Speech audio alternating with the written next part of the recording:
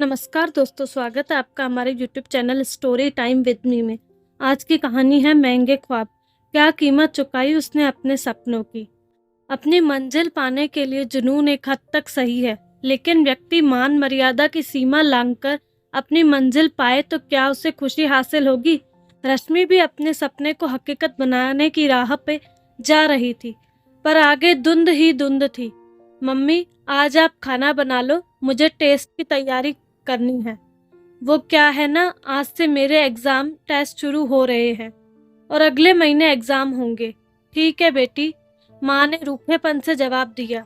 अरे माँ, सच में टेस्ट है, मैं कोई बहाना नहीं कर रही। अच्छा ठीक है, कोई बात नहीं, रश्मि की माँ अनीता ने झिड़कते हुए जवाब दिया। रश्मि 16 साल की बेहद खूबसूरत लड़की थी। अभी 12वीं में पढ़ रही थी। उसकी खूबसूरती के किस्से हर किसी की ज़बां पर। रश्मि कई लड़कों के ख्वाबों की मलिका थी।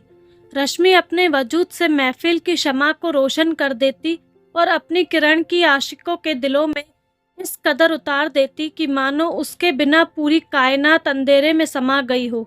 हुस्न के साथ ही तेज दिमाग सोने पे सुहागा होता है। रश्मि में ये दोनों खूबियां थी। यही वजह थी कि उसके ऊंचे ख्वाब देखने की। वह एक मॉडल बनना चाहती थी और चाहती हर किसी की जबान पर रश्मि रश्मि हो। इतनी मशहूर होने का सपना वह आंखों में संजोए थी। मॉडल बनने की इसी चाह में वह अपने जिस्म पर काफी ध्यान देती और खूब सज धज कर कॉलेज या किसी फंक्शन में जाती। इतना सब होने के बावजूद रश्मि को अपने बुने ख्वाब अफसाने ही लगते, क्योंकि होशंगाबाद जैसे छोटे शहर में रहकर फेमस मॉडल बनना मुमकिन न था। फिर आज भी समाज में इस तरह के कामों को बुरी निगाहों से देखा जाता है, लेकिन रश्मि ने मन ही मन ठान लिया था कि उसे अपने ख्वाबों को हकीकत बनाना ही है, चाहे उसे किसी भी हद तक जाना पड़े। अपने ख्वाबों को पूरा करने के लिए वह सब कुछ न्यौछावर करने को तैयार थी। यार सोनल, सुन ना, मुझे तुझसे बहुत जरूरी बात करनी है। रश्मि ने सोनल के कंधे को धीरे से पकड़कर कहा। हाँ बोल ना, क्या बात करनी है। रश्मि, देख सोनल, तुझे तो पता है कि मैं खूबसूरत हूँ। रश्मि की बात बीच में काटते हुए सोनल ने उसके चेहरे को एक आशिक की तरह पकड़कर कहा। सच में जान, तुम बहुत खूबसूरत हो। मैं तुमसे अभी इसी वक्त शादी करना चाहती हूँ। I love you. सोनल, यार मेरा मूड मजाक का नहीं है, मैं सीरियस बात कर रही हूँ और तुझे हंसी मजाक की लगी है। सुन रश्मि, मैं सच कह रही हूँ, तू बहुत खूबसूरत है। अच्छा यह सब जाने दे, अब बता क्या कह रही थी। रश्मि संजीदगी से बोली। मैं आगे की पढ़ाई के साथ मॉडलिंग करना चाहती हूँ। हाँ तो कर, तेरे लिए कौन सी बड़ी बात है। वैसे भी तू एकदम मॉडल ही है।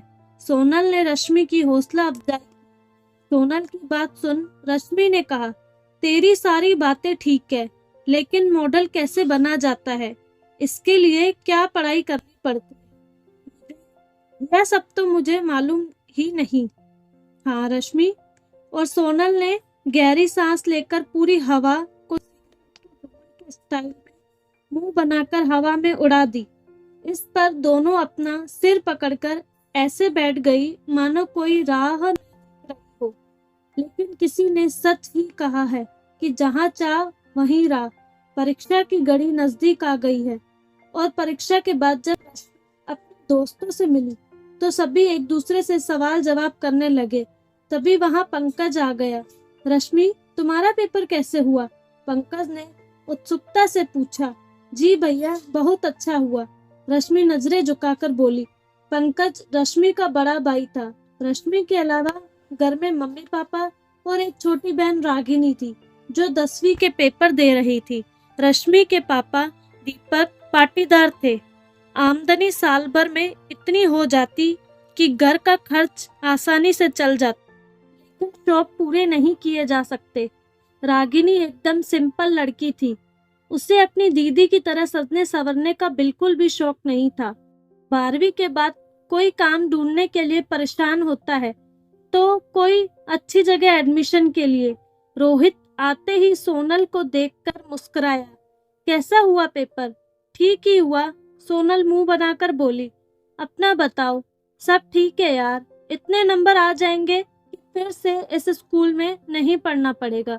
यह कहते हुए रोहित की नजर रश्मि की तरफ टिक गई, लेकिन रश्मि उसकी इस हरकत से बेपरवाह आलिया से बातों में मशगूल थी। दरअसल रोहित पिछले 2 वर्षों से रश्मि की चाहत में पागल था, लेकिन कभी दाल नहीं गली। हार कर रोहित अब उस राह से हटकर सोनल की जिंदगी में आ गया। रश्मि, तुम आगे की पढ़ाई करोगी या नहीं? आलिया ने पूछा। हाँ आलिया, मुझे बीकॉम करना है, रश्मि ने जल्दी से जवाब दिया। इसके लिए तुम्हें बड़े शहर में दाखिला लेना होगा, सोनल तपाक से बोल पड़ी। रश्मि रेशम जैसे बालों को उंगलियों में नचाते हुए बोली, यही तो मुश्किल है, किस शहर में जाऊं और किसके साथ। इसी उलझन में शाम हो गई और सभी एक दूसरे से गले मिलकर विदा लेने लगे। घर पहुंचकर रश्मि ने अपनी बाहों की माला माँ के गले में डालकर जिस्म को ढीला छोड़ दिया। माँ मुस्कुराते हुए बोली, बेटा क्या बात है, आज अपनी माँ पर बहुत प्यार आ रहा है। मम्मी, आपसे एक बात कहूँ? रश्मि झिझकते हुए बोली। हाँ बोल, क्या बात है? वैसे भी आज मैं बहुत खुश हूँ, अनीता उसके गालों को प्यार से खींचकर बोली। अब रश्मि के सामने दिक्कत यह थी कि वह मम्मी से किस तरह बात शुरू करे और कहां से, लेकिन शुरू तो करना था, इसलिए उसने हिम्मत करके मम्मी से कहना शुरू किया। मम्मी, बात यह है कि मैं आगे की पढ़ाई के लिए बाहर जाना चाहती हूँ।